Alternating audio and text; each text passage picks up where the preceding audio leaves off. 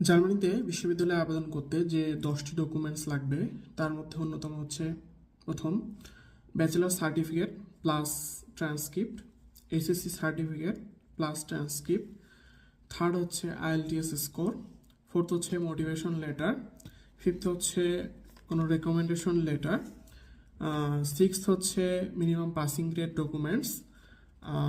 যদি এটা ট্রান্সক্রিপ্টে উল্লেখ থাকে তাহলে লাগবে না। 7 হচ্ছে ইউরোপাস সিভি, 8 হচ্ছে ব্যাচেলর সিলেবাস যদি থাকে তাহলে ভালো।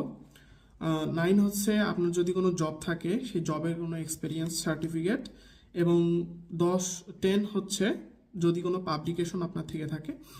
এই 10টা ডকুমেন্টস যদি আপনার থাকে সেক্ষেত্রে আপনি জার্মানির কোনো বিশ্ববিদ্যালয়ে আবেদন করতে পারবেন। কিছু কিছু বিশ্ববিদ্যালয়ে এদিক সেদিক হইতে পারে, সব বিশ্ববিদ্যালয়ে আসলে সব ডকুমেন্টস